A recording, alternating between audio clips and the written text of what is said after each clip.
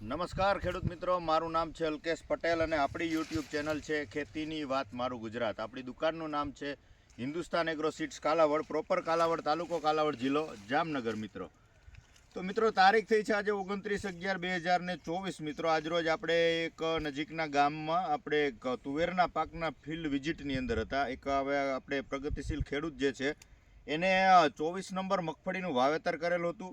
એ લગભગ 25 મણ જેવો ઉતારો આવ્યો છે. ત્યારબાદ મગફળી કાઢી આગોતરું વાવેતર હતું ને 24 નંબરનું ઓરવીને આગોતરું વાવેતર કરેલું હતું. એ મગફળી કાઢી અને વચ્ચે જે છે એ મગના પાકનું વાવેતર કરી દીધેલું છે. લગભગ મગફળીનું વાવેતર કર્યા પછી 1 મહિના બાદ જે છે એ પારે તુવેર ચોપી દીધી. મગફળી નીકળ્યા બાદ જે છે એ મગનું વાવેતર કરી દીધું હતું. તો 25 મણ જેવી મગફળી થઈ છે. ત્યારબાદ લગભગ 8-10 મણ જેવા વીઘે મગનું પણ ઉત્પાદન ચોક્કસથી આવી જશે.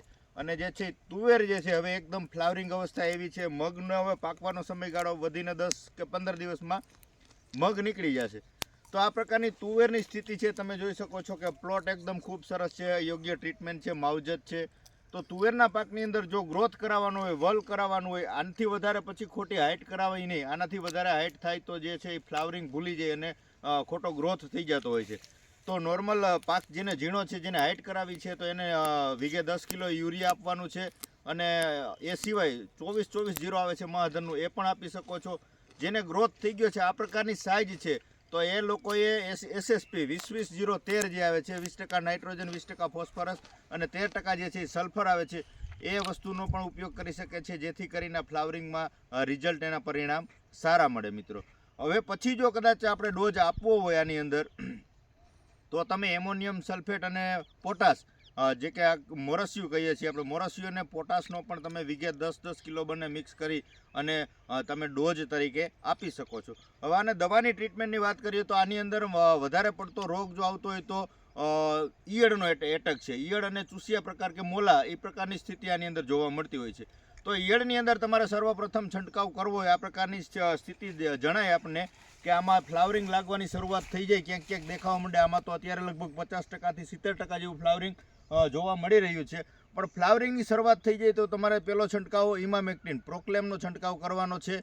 અને સાથે તમારે એક ફૂગનાશક વાપરી દેવાનું છે, મેટાલેક્ઝિલ મેન્કોજેબ. મેટાલેક્ઝિલ મેન્કોજેબ વાપરી શકો છો, સાપ પાવડર વાપરી શકો છો. આ બંનેમાંથી કોઈ પણ એક સાથે ફૂગનાશક તમારે ઉમેરો કરી અને પ્રોક્લેમનો છંટકાવ કરી દેવાનો છે.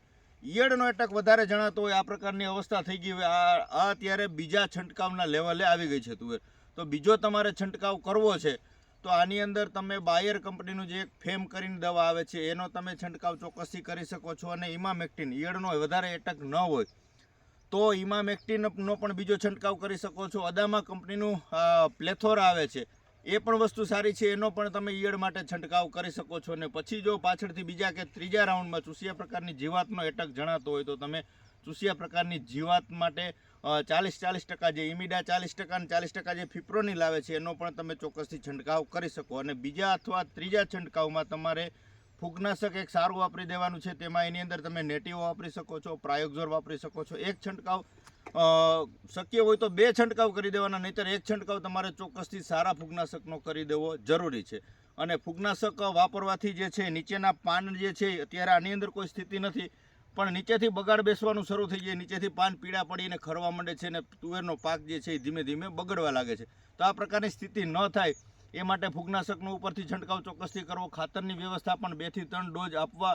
અને દવાના વધીને તો આપણે 3 છંટકાવ તો વધીને માંડ આવી શકે ત્યાં તો તુવેરનો પાક જે છે એ પાકી જતો હોય છે. પાછતરા ઈયળના જો એટક જણાય તો છેલ્લે તમારે ઈયળનો જે છે એ છંટકાવ ચોક્કસથી કરવો. વિશેષ માહિતીની કાંઈ પણ જરૂરિયાત હોય મિત્રો તો તમે મને ફોન કરી શકો છો. આપણે ડિસ્ક્રિપ્શનની અંદર આપણા મોબાઈલ નંબર પણ આપી દઈએ છીએ. રજા આપશો મિત્રો. જય જવાન, જય કિસાન.